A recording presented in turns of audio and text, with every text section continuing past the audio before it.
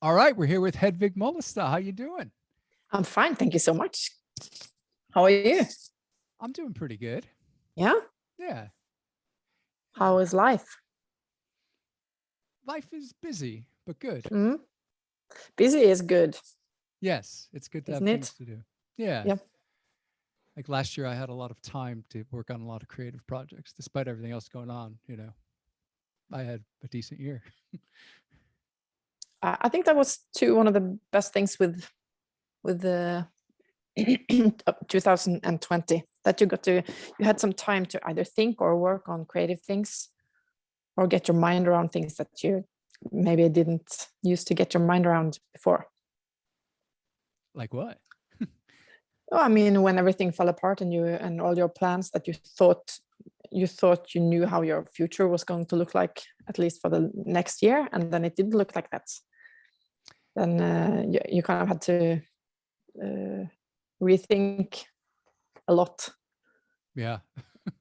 And I think that's I don't know. I like to think positive about it, but I think that it kind of made something evolve in a good way. And also, I really think, even though it doesn't feel good, I think it's a good thing to have to rethink one's existence in a way.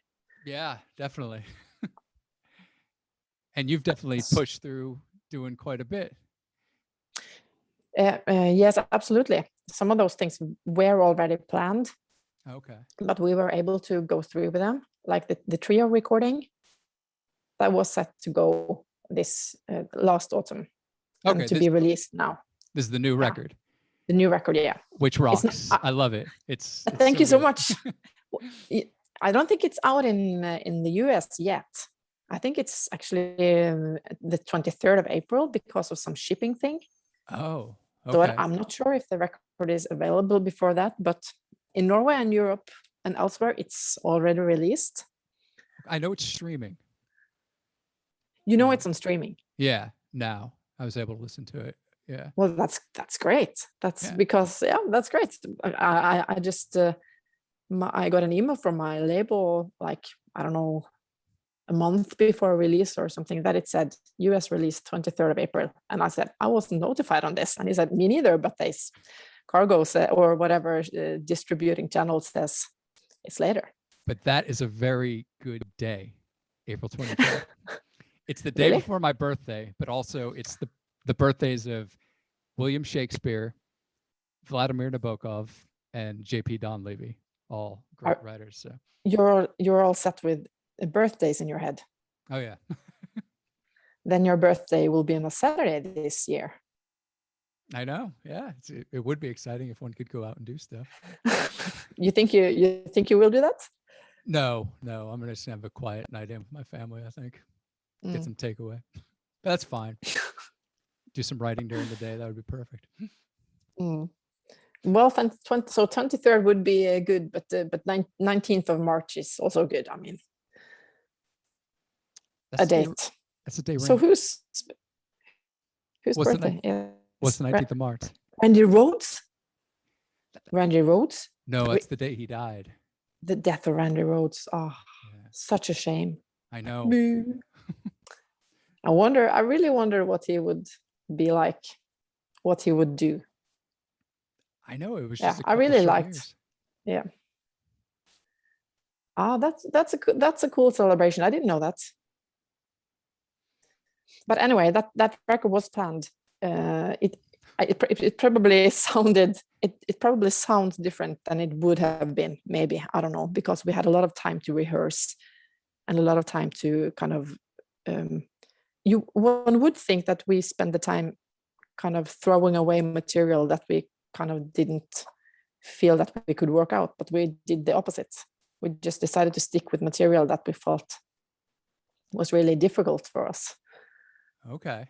So we spent even though we spent a lot of time rehearsing before we go into studio on each record, this time I think was more than ever, because some of the tunes were quite hard, I think, especially those that, in my opinion, is a little jazzy.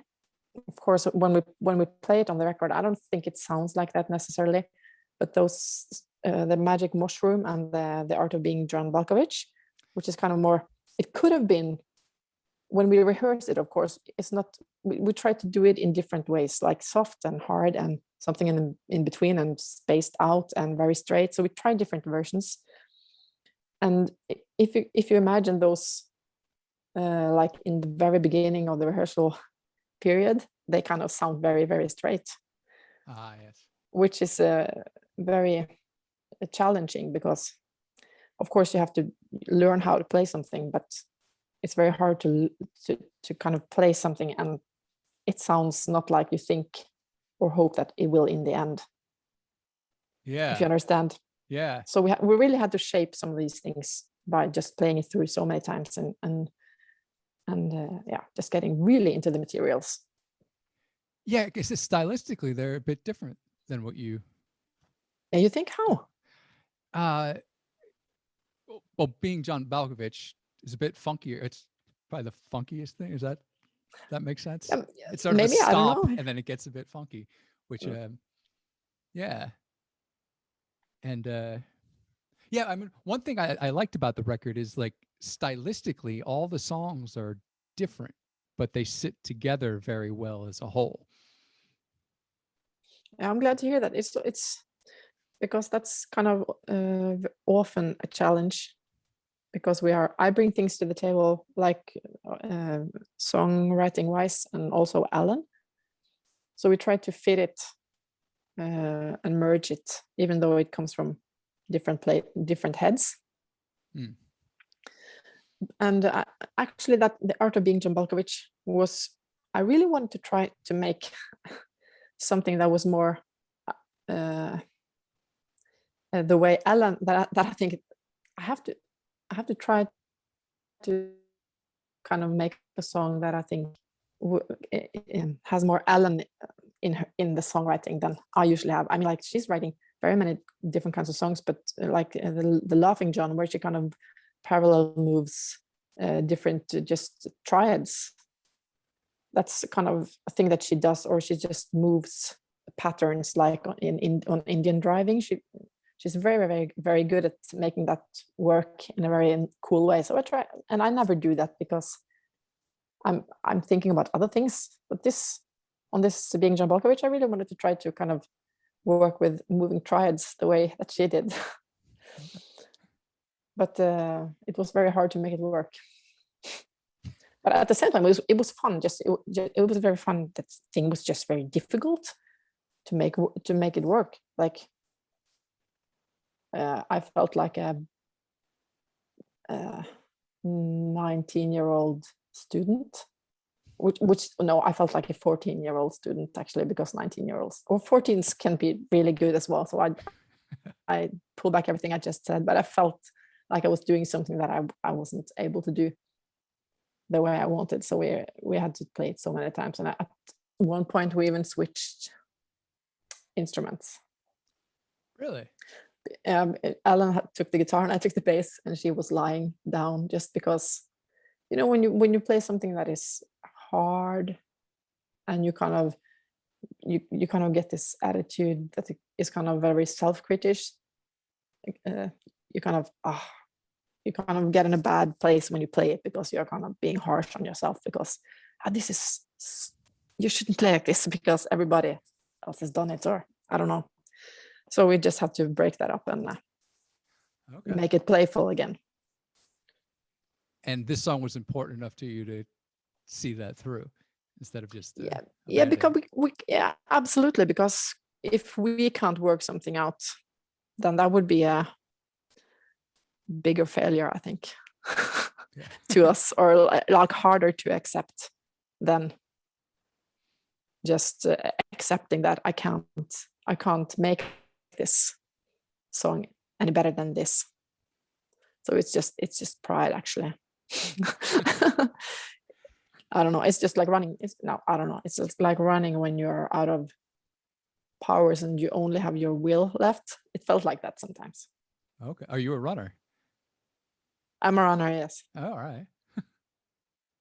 I don't run very, very fast, but I can endure.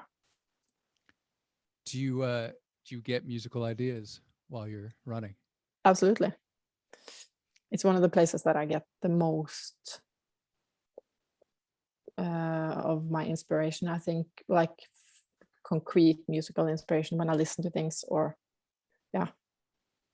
my mind is moving in a different way than when I'm doing other things. Cooking and running, those two things. Yes. Apart from obviously like shows, and when I'm really listening to things, and live shows.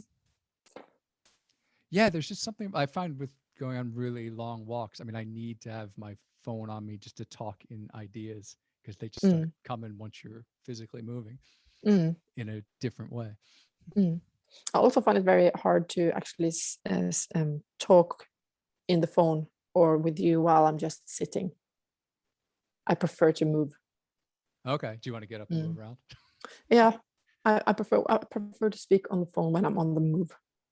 So I always call my parents if I'm walking or I can't sit down and just talk. It's very hard. I have to do something. So are there alternate takes of these songs? Probably, but yeah, absolutely. There are many takes of them, but they're not very. They're at this stage. We're finished, kind of exploring them. Now we found its shape. But the Art of Being Balkovich has a much opener shape when we play it live. Then there's a bass and drum kind of ish. Long intro can be. But and the ballads also, that's almost one of the good things. One of the good things with going into studio is that the songs change very much afterwards. Because when you're in studio, you kind of, this is what we settle for. But when we are going to play live, it's like something happens, even though I think it's because we kind of find the structure that we are happy with or satisfied with. We try to achieve that, but in another way, maybe. I don't know. And you've been doing gigs? We did some shows with the trio in October and some in November, because from the summer and until November, it was quite okay in Norway. You could play shows for about 200 people, and there were not a lot of corona around.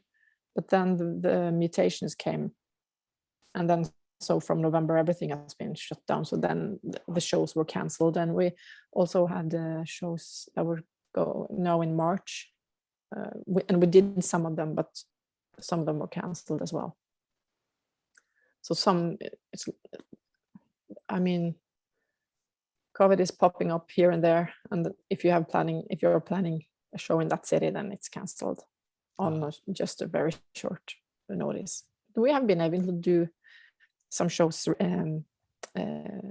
with our release here in Norway, which have been absolutely fantastic. And even though it's not many, it's only 100 people allowed. Okay. But those 100 are extremely happy to be there. Yeah. And so are we. I mean, and we have been driving a car with, bringing our own stash and avoiding flights. So it's been really, really, really nice. Are they virtual as well? Are they filming them to stream the shows? No. One show that was going to happen in January was streamed, and I think they're streaming it now as well, because we're part of this kind of Easter festival. It's the national jazz scene.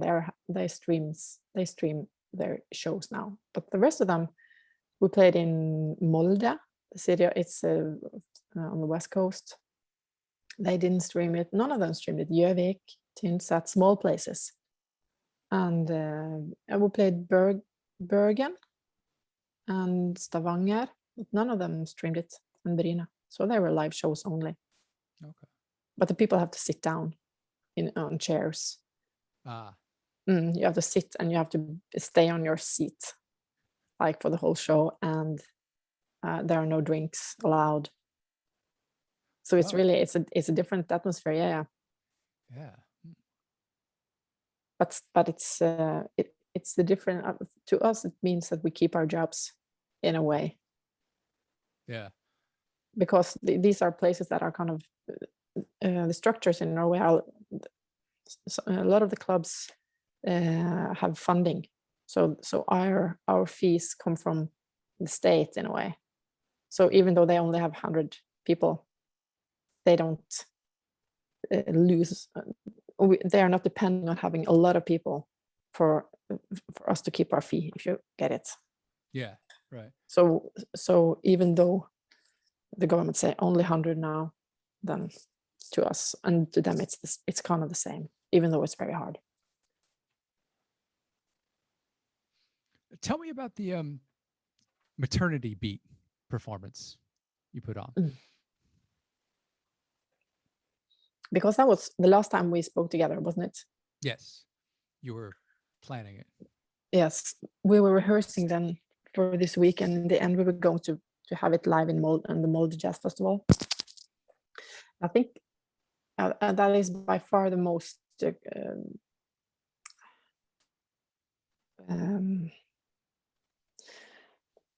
the work I've done that has kind of most instruments and most voices and most work and most thinking and most, in a way, most, I don't know if right to say feelings, but it's I was very, very involved in that music for a very long period of time, and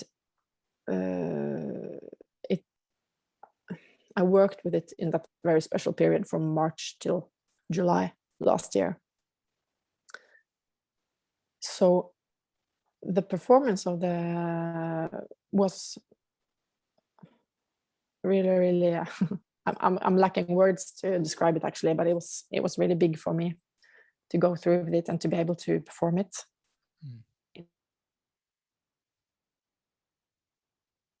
In October actually, and release it probably next year, I think. Oh, okay. Cool. So is this something you would like to do more of, like working in that sort of setting? Yeah, absolutely. But then it would have to be, this was a very special occasion because the thing is, in Norway we have this jazz orchestra that used to play 20 years ago, the jazz orchestra play with Chick Corea. They have played with Pat Metheny, John Scofield. I mean, they're kind of this changing shape of musicians that invite composers to make music for them, or they ask if they could rearrange people's music, as they did with Chick Corea. Yeah, and some great arrangers in Norway, Erland Skomsvold, fantastic. And but they have also included a lot of Norwegian composers and musicians. So there's everything from a quintet with almost free improvisers to large ensembles playing, extreme windows of Chick Corea and all those Spain, and for a big band. And they also have this grant thing that each year in Molde Jazz you can apply to write for this Trondheim Jazz Orchestra. So you write, you kind of apply for it and say, I have this idea, I want to do this. I have this, I want to use these kind of people, and I want to make this kind of music. And then this is like for young people, so you have to apply for it before you turn 35. So I did, but I wasn't awarded it. But someone in the jury had read it and wanted to take it up at a later state, outside of kind of this applying thing. So it was only a couple of years later that they approached me again and said, you remember that you want to do it? And I said, yes, but in the meantime, I had already made Echidna that was released just last year, and also another thing. So I kind of had spent some of those ideas, but in another way. So I had to take up again the kind of philosophical thoughts behind it, which was also kind of a little bit old, because at the time I applied, I was pregnant with my second child, and of course the name Maternity Beat, I was very into what had happened to me, and my life and to my playing and to my ability to travel and all those kind of things. And I was kind of very into that playing. It was very clear to me that or what I was doing with playing and making music and traveling, it became very clear to me how much bigger part of me that was than I maybe originally thought. But at the same time, I mean, nature knows only one way to become a mother. It's just being a mother. It's above everything else. But those are at the same time parallel. But becoming a mother is an extreme blow to the career part. It's a very kind of uncharming way to call it, to say it, put it that way. But it's at the same time it's true. Even though it's not a problem for me, but it's like something that I spent very much time thinking about and kind of being aware of. And I kind of wanted to transform that energy into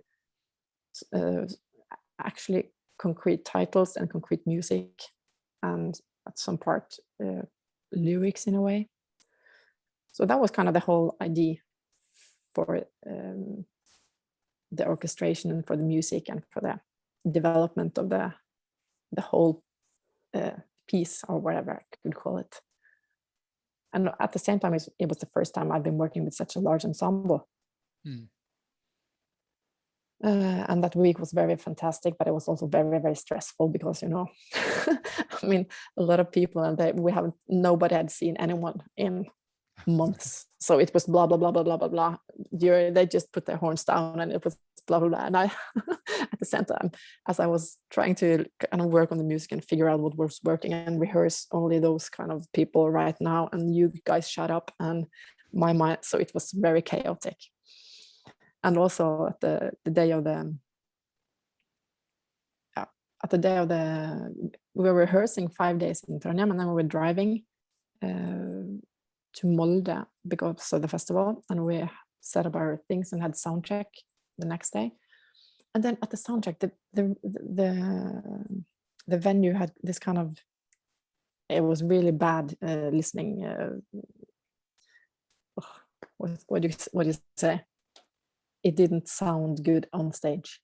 Okay. It was hard to kind of figure out where the instruments were, how to put the mix all right for playing in the wedges,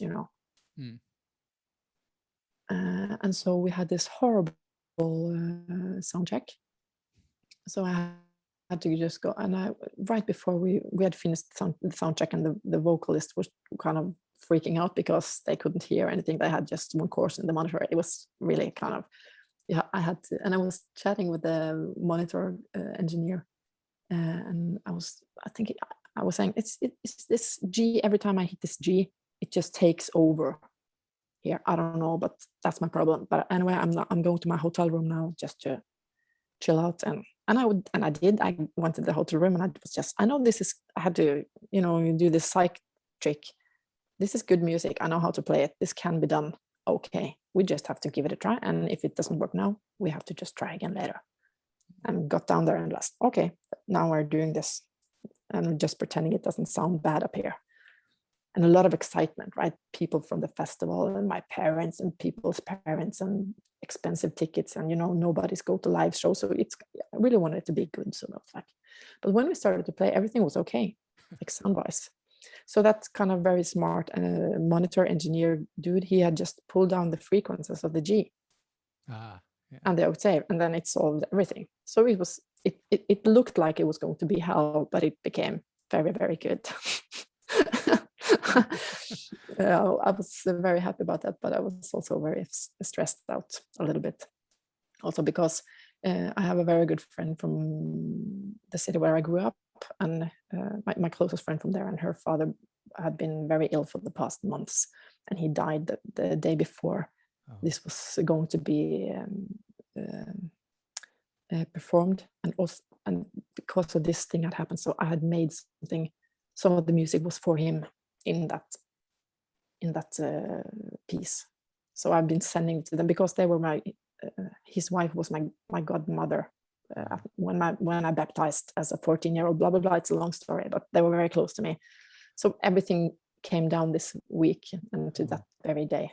But it was nice. And when I was going to play that melody that was for him, of course I was thinking about him. And second time I was going to play it, I played it wrong. So it's okay, you know, we play wrong from time to time, and it's okay. But it was I thought it was kind of a prank from him. Like, don't get too sentimental now. Just concentrate, girl. Yeah, it all sounds very intense. It was very intense. But I mean, everything hadn't been intense it's been unintense since March. I mean, so it was fantastic to be torn apart a little bit. That's good. Yeah. When you say you played it wrong, how wrong could you play it? I mean, what was I? It was something like this. And then I think I played it like the third above. Okay. And this was a Eunice part put together with the violin. So it was just the rhythm was right, but the melody was not supposed to be the way I played it. But it was just probably a second or two. But to me, I wanted to play it right. Yeah. I will next time. And there'll be a next time. Definitely, we are going to play actually in the end of April at this festival in Sodjas in Trøndelag, outside of Trøndelag. But we are not sure if it will happen yet. But that is.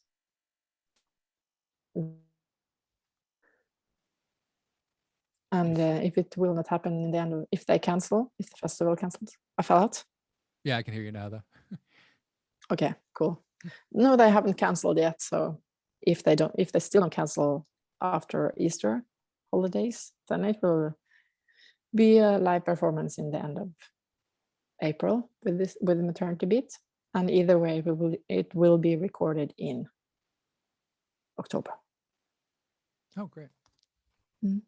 You mentioned when you were writing Maternity Beat and you're pregnant with your second child that you were thinking of the ways this changed your playing. Can you put that into words?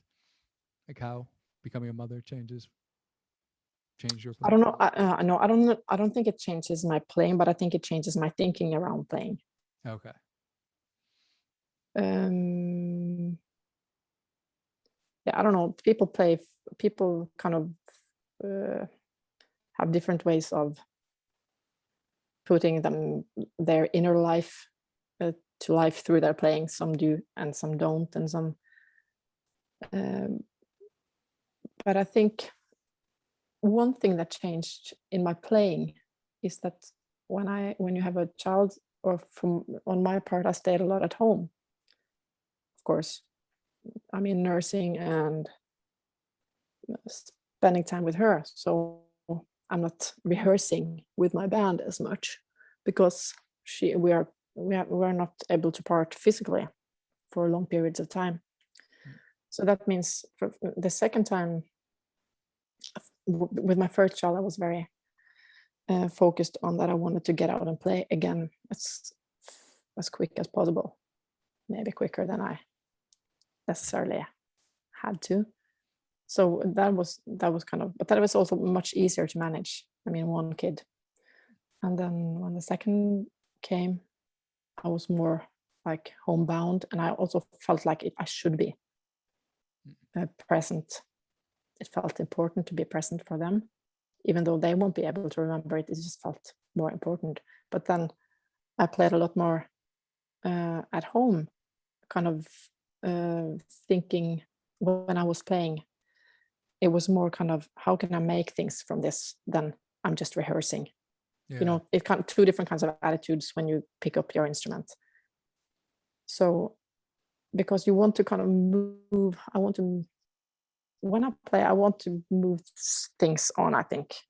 I can enjoy playing, just going through the real book and just enjoying myself and sending quizzes to my father, which is a jazz head. But I think that changed a little bit. That I wanted to move things forward, even though it was just me on the guitar. So I made more things when I rehearsed after the second one. Maybe I should have just rehearsed. It would be easier to play being John Balkovich than maybe. No, I mean, this is a huge life-changing experience that, of course, is going to come out through your music, no matter what, I would assume. Yeah, probably. But I think I don't carry it with me that much in that concrete way anymore, like with the trio, because that is my personal experience. And the trio is, I mean, Ivar has got a child, but the three of us we're a triangle. I mean, that's our thing. But I could do it in the Maternity Beat. Then I could kind of allow my thoughts only or my feelings only. It's very narcissistic, but it was room for it there in a way. And I enjoyed it. I think it was, I mean, I had two very experimental vocalists. Yeah. So we had a lot of, we had a lot of fun kind of it's not program music, but in a way it's a little bit that at sometimes, because I gave them kind of what do you say, I mean, mama, that is also something that you can use in vocal improvisation. There's a lot of kind of sounds and overtones you can work with, but at the same time they could work for that for so long, and only kind of the last, if they work for it like for 3 or 4 minutes or even more probably, how long can you work with that and make it interesting before you kind of show the audience that you can also say mama, or make it kind of putting that very concrete meaning into it. So that was very interesting. And also it was not the first time, but it was, I don't work with lyrics very often. So that was also very challenging, because I wanted this to be, it's not a story about my motherhood or how I kind of define it. It's more like it's not like for women only, or it's just how I mean, because everyone's got a mother, even though you don't love her or you don't know her, or if you love her or if you never saw her, or if you don't care about her. I mean, it's a strong relationship idea that I wanted to just touch bases with, and not just for my own part, but like more also for everyone to be able to connect with it. I mean, one of the opening track, it's very hard to put words into something that is supposed to be a musical experience, but that is the opening track is called On the Horizon, and that is about people that have to leave their countries by boat, and that they kind of thought about it's not about being a mother, but it's about relations more. Why do you feel close to someone, and what does making you feel close to someone making you able to do to somebody? So it's more about that than about, I mean, my motherhood. It's much more that is what I kind of wanted to come to in the end, or in the beginning, how we relate to each other and what makes us feel close, I think. And did you know the musicians you were working with? Yes. Okay. Some of them I knew them. I hadn't played with everybody, but I I knew them. Some of them I hadn't heard very much. It's Ståle Storleken on the keyboards from Elephant Nine, and it's Torstein Loftus, also from Elephant Nine, and also a percussionist that is a very young dude, or fella, or guy. And then there's a double bass player, which is a Swedish girl. And those two I didn't know very much, but they play in the same band, and they are kind of very eager. Then there were, the vocalists I knew very well from before. Also the trumpet player, Susana Santos Silva, is the same from the Echidna project, as is Torstein, of course. And then, I mean, the sax players, I knew them. And the violinist, I hadn't played with him, but he's very good, Adrian Løsatvoorde. And there was this flute player that I also hadn't played with. So some new acquaintances. So I was going to ask, this is where All Flights Canceled came from, which is on the new record. Absolutely. And did you said you would kind of rework the project when it got taken up again last year. I'm assuming All Flights Canceled was new. It was. Because there is like a fury, a passion in the playing on that sort of encapsulates all the frustration of last year. Absolutely. It was new, and I made it without thinking about actually a specific project for it. I just made it, and I thought I thought it was very flexible because it's very straightforward actually. So at this part, I had written a lot of music for the Maternity Beat project with a lot of arrangements and flutes and violins and vocals and percussion and, I mean, things. And I felt that it really needed something more like this, just the band, a combo, and more of a beat and not this kind of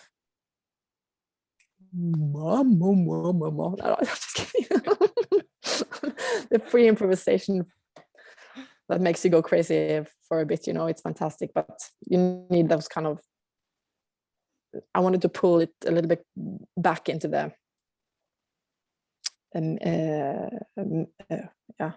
our time right here. Yeah, absolutely. And also it's really like for in a player's view, it's very, very good to have something that you can just play one or two strings for a very, very long time. Like in the middle of the set, it's very freeing, makes you just relax. And so that was fantastic. But then it was Ståle Storleken that had the solo, and that was also fantastic to just listen to playing solo. Just play the melody, and then he did the soloing. So that was also a great variation. So I think I'm intending to record it again with the Maternity Beat project. Oh, nice. Because we had been rehearsing it with the trio as well at the same kind of parallel times in May, when I was working on both trio materials and Maternity Beat materials. Do you know the Iggy and the Stooges song "Search and Destroy"? No. Okay, it reminded me of that. It's a great song, and it's very like that level of intensity, and also I think it's F to G sharp.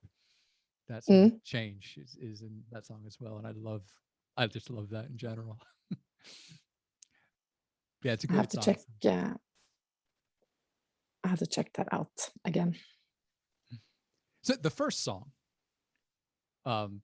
just rocks. I mean, and like it's got like the 70s sort of rock feel, and then it goes into that sort of more 80s metal riff. It reminded me of early Metallica.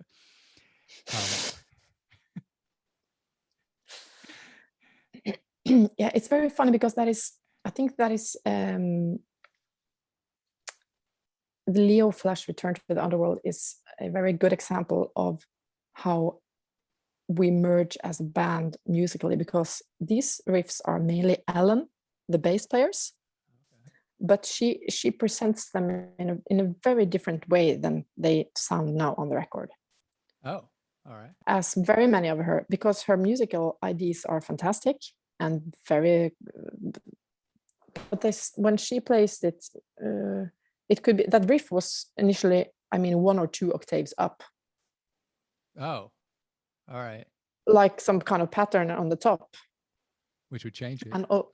And so we had to, it's like we play it and it doesn't sound right. How about we move it 1 octave down, and then another one, and how about, so we have to really twist and turn and on those ideas. And also that the opening riff was it was another riff, really. It was lighter and the beat was totally different, and the tempo, at least, it was much faster, really like an up-tempo backbeat thing that she had in mind. Oh. And she was like, I don't know, this could fit anywhere. We could put it in this song or this song or this song. So we tried it in very many different places before we kind of almost threw it away, because we don't make this, we can't make this work. And then Eva said, because we were like, it's too, if we slow it down, it's too slow. But then Eva said, let's try this. And then I took up one of those kind of smashed cymbals. This kind of sounds like a china, but it's not a china. That makes it sound like it's red, like the King Crimson red. Okay. Yeah.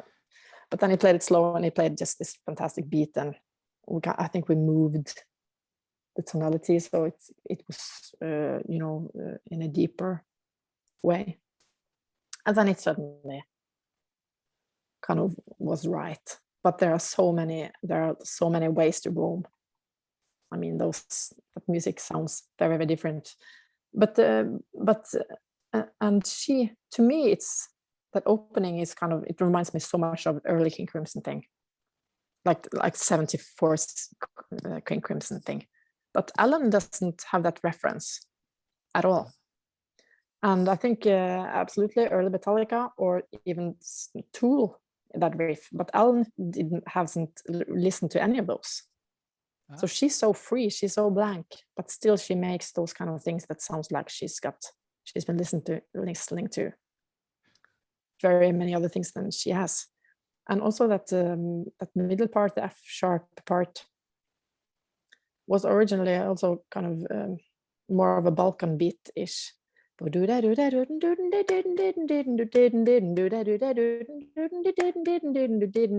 very, but we have to hide that away because or else it didn't fit. But it's really kind of, we're making our own puzzles. So it's really interesting to work with that music. But the riff in the end there, the kind of AC/DC-ish things. I mean, if I heard that riff and I thought that this is made by a bass player, I wouldn't believe it, because it's very guitarish. Yeah. It's like when I play this is classic. It's like very many open strings, and it's like soul guitar blues, rock-ish thing. But she's fantastic on those kind of things. Really, really. So I love to play that. The ending of that song. It's my favorite moment. Nice. Mm. So we talked a lot about John McLaughlin last time, but in the press release, it was a link to review in the Jazz Times, which pointed to some other bands that I was wondering if you had, personal connections with. This Sabbath? Not Black Sabbath, but Sabbath? Black Sabbath, yeah. Black Sabbath, okay. Yeah. Black Sabbath is, I think, the most, the influence that I've kept as a inspiration also today, that I really love it also today. Oh yeah. the way I did first time I listened to it. And I mean, that kind of magic is lost for me with many of the other things that made me want to do music. Or yeah, if you understand. I mean, Pearl Jam, I love Pearl Jam, but I can't get those kind of kicks of it when I listen to those old records. Then it's like more of a remembrance, and I still love it so much, but it belongs to another period of time. But I'm still kind of going crazy when I hear Paranoid or Fairies Wear Boots and Sabbath, Bloody Sabbath, those kind of things. Makes me want to, rock and roll. I mean, I'm like that with Van Halen. Like, I mean, there is the nostalgia thing, but still, when I put it on, I'm just like, wow. As I think we discussed in detail last time. Yeah, absolutely. But also, like March 19th, when I remembered there was the day Randy Rhoads died, I put on Tribute again because I mean, that was one of the life-changing moments when I bought that album because I think I was 10. I hadn't really heard Ozzy before, and then Crazy Train is just, I mean, it's such an incredible song. I mean, it's like a great pop song, but then Randy's playing and it just completely transforms it. I kind of didn't listen to Ozzy after he left Black Sabbath, and I didn't listen to Black Sabbath after Ozzy left. That makes sense. But at the same time, I was a jazz girl, so I didn't listen to this until I wasn't 10 years and bought Black Sabbath, because when I was 10 years old, I bought Paul McCartney off the ground. I mean, I didn't want to even smell AC/DC because they had lightning in their logo, and I was like, what are they trying to be? Really get serious. I was really like that. I'm embarrassed, but I was like that for a very long time. It was like, this is, how can they put on makeup? And like, I didn't even bother to look at it because they were making too much faces. But my mind was radically changed. But that wasn't in my, I mean, probably in my early 20s that I really kind of, All right. What about Zeppelin? And I remember when someone put it on, and I was like, I kind of had nothing to say. And I remember the person that put it on for me, he said, "You have so much great music you have not heard. You're so lucky." And he was right. That was the world opened up for me. So it's true what it says in that Black Sabbath is a big influence on me, even though I'm not that kind of fan that knows everything they've done or at what time, but the music is very, very close to me. Yes.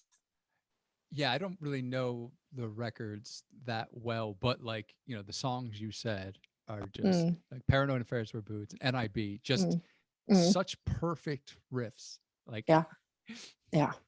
And the nerve, I mean, there is a nerve and the way of playing, and I must say the way Ozzy sings, it's very hard to pinpoint.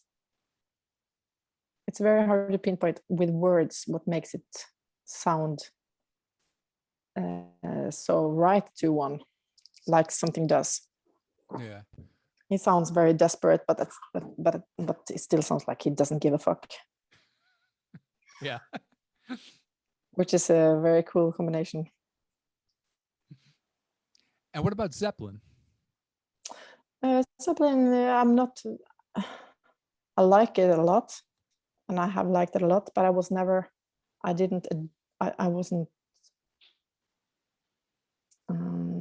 wouldn't kill for it as I would with Black Sabbath. Okay. I think I'm just going to change rooms. Just try this. Wait a second. You got to get up and walk. Yeah. I'll just see if this is, if this works. Just a second.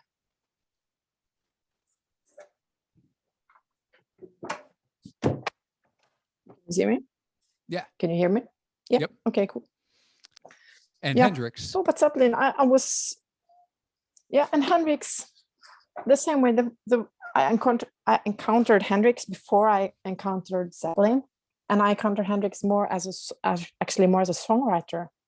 I think I heard All Along the Watchtower because it was in some kind of war movie, as an intro for a war movie. What kind of war movie is that? Probably something very, very I know what you're talking when they're about. flying over. Is it Vietnam? Probably. Is Yeah. it? I think it's. Is it actually the Hugh Grant? No, that not. What's his name? Is it Apocalypse Now? Is it either Apocalypse Now or something very, very different with Hank? What's his name? The Ronnie, okay, no, maybe this will come for a day. But but I heard his songs, and like Little Wing, it was a song to me more than it was guitar playing, because at the time I didn't see myself as a guitar explorer. I was just into music, and I tried to learn things by listening to things. And I think Jim, he made really nice songs. So it wasn't until later that I would kind of, and of course I knew that he was. People say, "Oh, he's a great guitarist," but at that time I didn't. To me, a great guitarist was a jazz guitarist. He was making nice songs, you know.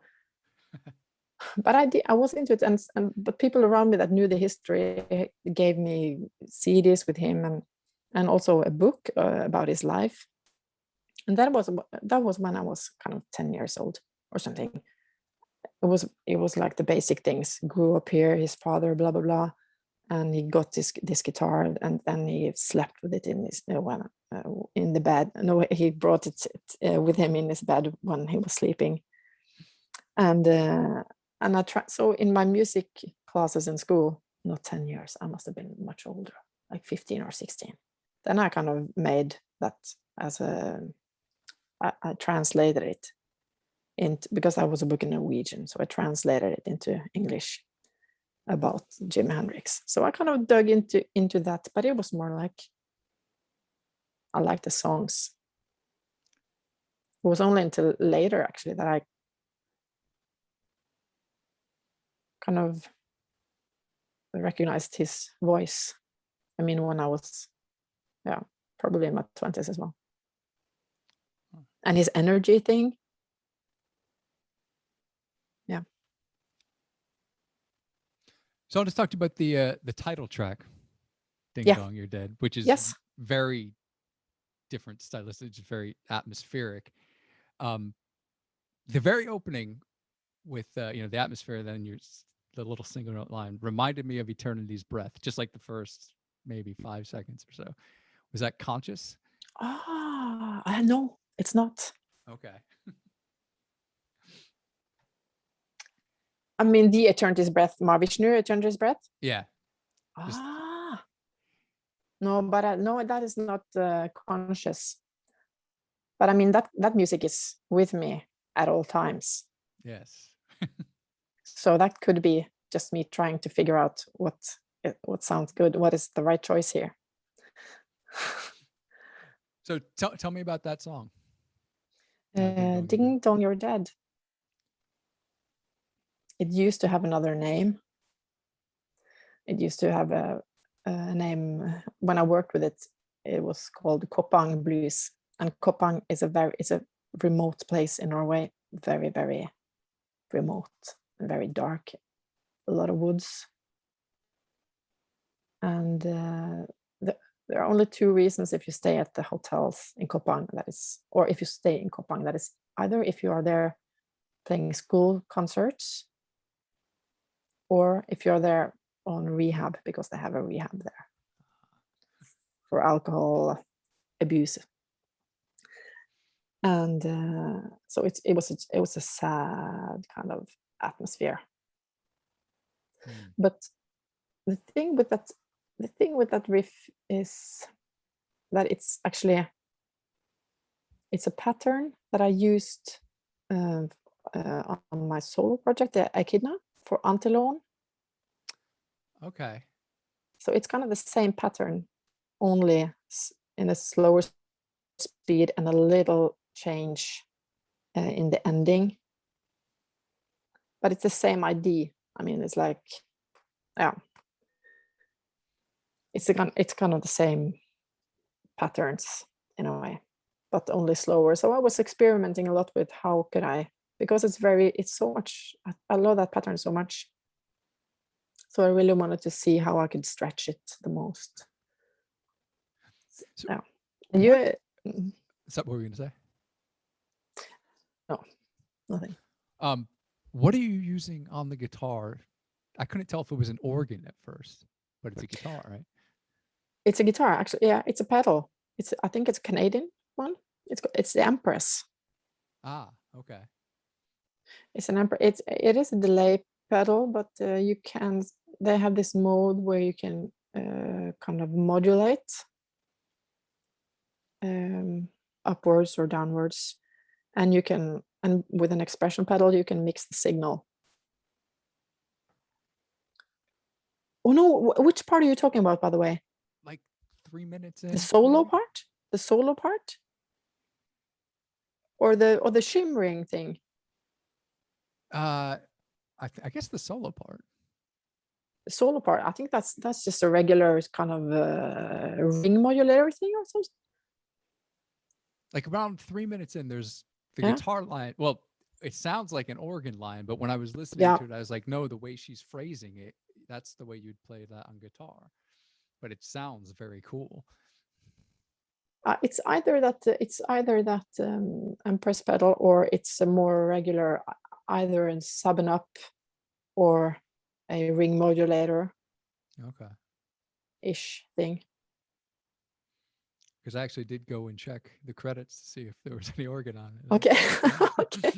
No, there's no organ there. It's the guitar, but it's yeah, those kind of things. I think it's people have said, I've asked about that before, because I've used it on the first record. I used it on the red one, on the kind of a B part or something there, and then people said what you said now. I had to check if there was an organ. So I use it sometimes, and because I think it's nice to, when you are only 3 instruments, it's nice to kind of change the shape. Yeah. Especially when you kind of have this kind of oral spot, as Ding Dong You're Dead is. You have room to kind of experiment more with the sound on a kind of a closer lookup level than when it's just a lot of overdrive and drums and bass. It's not as subtle then. Yeah. But I mean, the Ding Dong You're Dead is the reason, or the reason that the title came on was that when I played that, I think it's, I don't know if it's the refrain or whatever, but that part with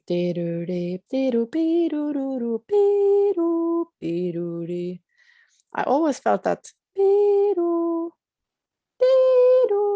because I tried to play that a little bit off, both in pitch and time, and every time I did that, it sounded like a doorbell. And then I said that after one take or something. I said, I always imagine someone ringing the door when I play those 2 notes. And then the technician said, "Ding Dong, You're Dead," because he remembered that phrase from a horror movie in the middle of the 80s, you know, House. It's really a horror movie. It's like, it's very gross. It's just this old house that is haunted, of course, and somebody's home alone, children, and then, but the movie poster is the house, and then there's a finger, really crooked finger, and pointing, and then the subtitle or whatever you say, it's "Ding Dong, You're Dead." And so it just felt immediately very, very, very right for that song and for the album. Yeah, the cover photo looked like it would have been fun to shoot. Yeah. It was because it's very fun it's very fun with Kim. He's making all the covers, of course, for the label Rune Grammofon, Kim Hjortøy. And that is kind of something that you sign when you say I want Rune to release it. He says, okay, this is what you get, but there is one thing you cannot decide anything about, and that is the cover, because Kim is making it, and you just have to, if you really hate it, then you can tell me, then I will see what I can do, but else you just have to take what you get.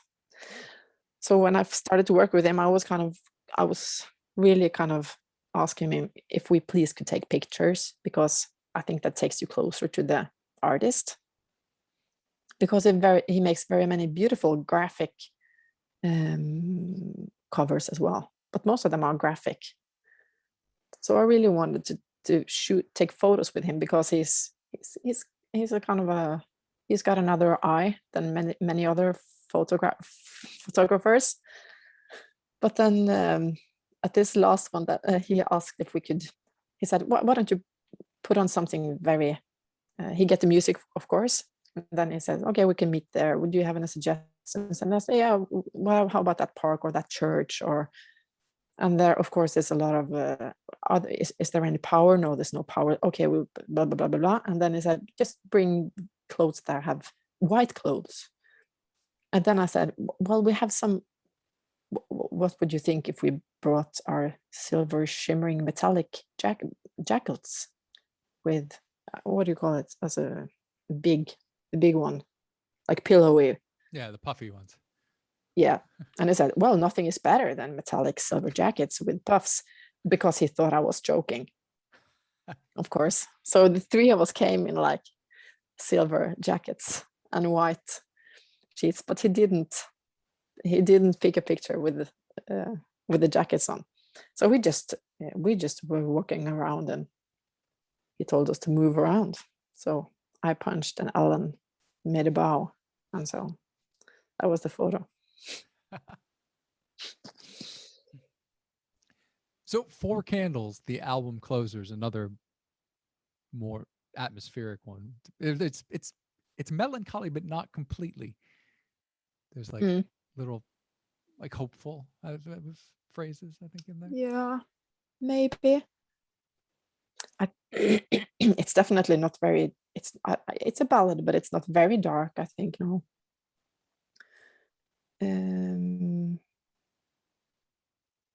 That was also something that I was working on at the period of time, and I felt that it had something about it, but I wasn't sure if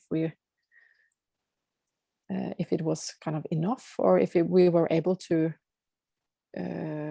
communicate it outside of the rehearsal space. So I think we also had to play that. No, we didn't play that so much. We just played it enough so that we knew it by heart, and then we just had to put something really good into it the exact day that we are going to record it. And if that works out, then it works out, and if not, then we will not use it. So we couldn't, because those kind of ballads, you can't think too much about them. I mean, you can't plan too much about them, because then they're not magic anymore. Yeah, they just have to be, in a way, not communicated so much about, and even maybe the parts, maybe it's open when you're going to go to the chord changes or whatever. But I wanted the title to be not too dark either. So I was not sure whether I should call it 4 Candles or 4 Candles. Are you serious? That's where it comes from? Yes, absolutely. Do you know what I'm talking about? Yes, I have that written down as my question. I was like, she Yeah. couldn't possibly have named it after the Two Ronnies sketch, but that's what it always reminds me of. Yeah, so it's that sketch. Yeah, but we had a British tour manager at some point, and he showed this to us just before we were going on stage at some point, and I think I laughed. It made me laugh for 4 days or something, because he had seen some kind of some Norwegian take on that joke, and he said, "But this is 4 Candles." I'm like, "Oh, what do you mean 4 Candles? Haven't you seen 4?" And then he showed this one. So it is 4 Candles. It's or 4 Candles. That's amazing. I'm so happy that is and peace. Oh yeah, I really love that one. So it's definitely a way of not being too. It's not very dark. even though it's melancholic. You're very right about that. Excellent. So what's coming up? What's next? Well, next up now is this.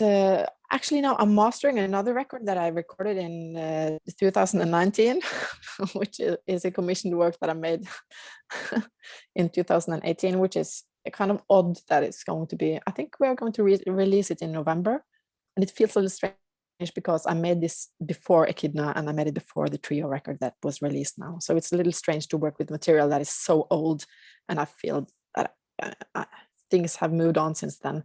But at the same time, it was at that very point, it was important work for me. So we're mastering that, trying to figure out how to fit it into an LP size format, which is very hard. And after that, we are going to record the Maternity Beat in October. And then we will, as soon as actually today was a really great day because one of the shows we had to cancel last year. I got a mail from a guy in London today. He said, "Hey, should we look at the new date for this one?" So I really felt today that things are starting to move a little bit again, and I hopefully, if we have some weeks that we're going to tour now in the autumn, but everything, of course, is hard to plan. We don't know for sure yet, but I really, really hope that we will be on tour again after the summer. Yeah, I can't wait to see live music again. Well, excellent. Do you have anything else you want to add? No, is there? I've been talking my brains out. I'm so sorry. I hope this works out for you. That was why I asked. That you found something. Okay. Okay, great. Well, thanks so much for coming on. Thank you so much for having me once again. So let's talk in November then, when the next record comes out. Definitely. Cool.